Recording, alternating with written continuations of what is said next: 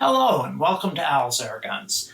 This is part 2 of our review on the Beeman QB78E. This version is in .177 caliber. It's also offered in .22 caliber. It is a CO2 air rifle, single shot bolt action, and we filled it up with CO2, and if you want to, you can stay tuned and look at the actual filling process and what we do there. But then we went ahead and shot it over our chronograph and got some really interesting results that I'm going to go ahead and jump into with it. I think it's easiest to just dive into the actual data that we collected. Part of my interest here was seeing how many good shots that we got out of 2 full CO2 cartridges and where the sweet spot was as far as consistency. How well balanced a CO2 gun is determined by how flat a shooting curve we have over the course of the CO2. A badly tuned gun is going to go like this in terms of the velocity curve.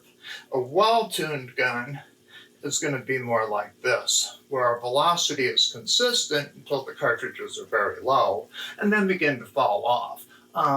Consistent velocity is a huge part of consistent accuracy. So in looking at this gun, it has a reputation for being both very accurate and very tunable. In terms of being tunable, we can increase or decrease the power, and as a result, we'll get more or less shots based on the choice we make there. I wanted to see how this is tuned out of the box, and it really turned in some very exciting results. And let's go ahead and share those now. Shot 1, 663 feet per second. Shot 2, 662 feet per second. 3, 667. 4, 662. 5, 664. 6, 667. We'll go ahead and put a chart up here that you can look at. But what you're going to see is extremely consistent velocity that is maintained well into the shot count.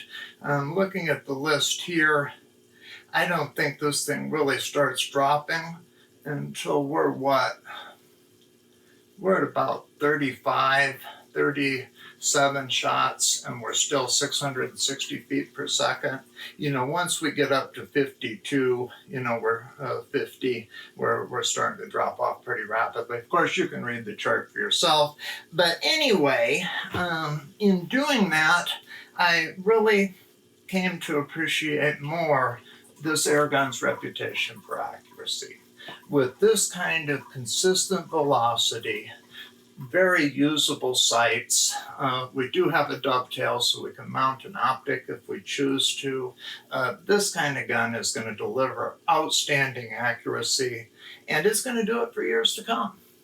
So that's pretty much my summary. If you would like to go ahead and look at the actual loading of the cartridges and those kind of things, that will follow after this. But in terms of velocity, very, very good performer. Of course, we were shooting 8.2 grain RWS multi-point, or excuse me, an extra point. I put it in the notes. But yeah, we were using a decent pellet, a relatively heavy pellet for a 177, not a super heavy, 10 grains or so would be very heavy. But shooting a good quality pellet out of it and delivered really impressive velocity and accuracy. So stay tuned for parts 3, which will be my summary and conclusion. Thanks a lot for watching this. Like I say, if you're interested in how to load it and that whole process in terms of the CO2, that'll follow after this. And as usual, thanks for tuning in, and I'll see you on the next one. One of the first things we're going to do is put in a fresh load of CO2, which in this gun consists of 2 12-gram CO2 cartridges. We're going to go ahead, put those in, and we're going to shoot this over the chronograph and look at the shot string over the course of the 2 CO2 cartridges. Look at what kind of velocities we get, how many shots we get, and really where the sweet spot is in terms of accuracy and velocity. So we'll go ahead and remove these old cartridges. We did check to see that the air gun is in fact empty. And if it had any CO2 pressure, I would not be able to turn this like I am. Although these threads are extremely fine, once you pierce the cartridges, the pressure is such, it pressurizes this whole tube, and the pressure is such that you can't unscrew it when it's fully pressurized, or even partially for that matter.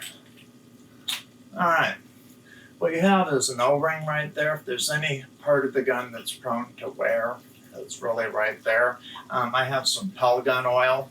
I'll put a drop both on the tips of my CO2 cartridges, but also on that O-ring before I go ahead and reinsert it.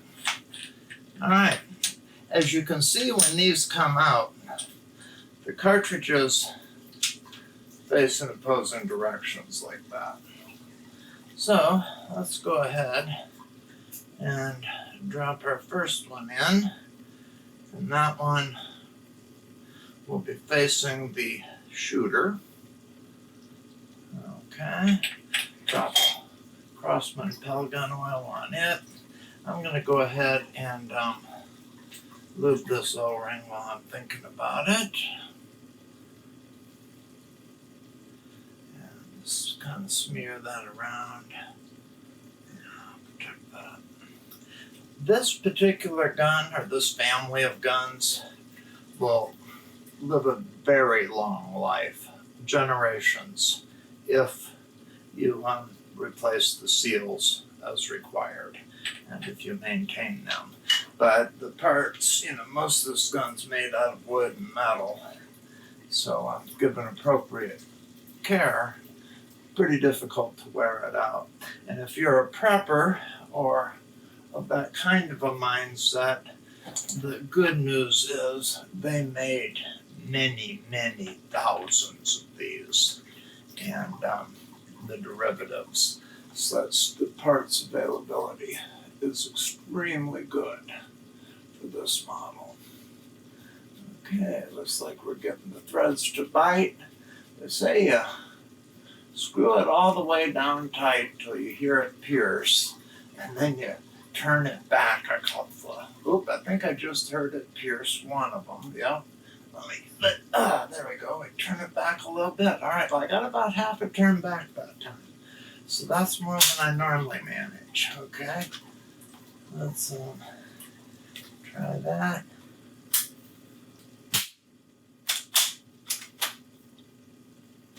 Yep, sounds like we got both of them punctured.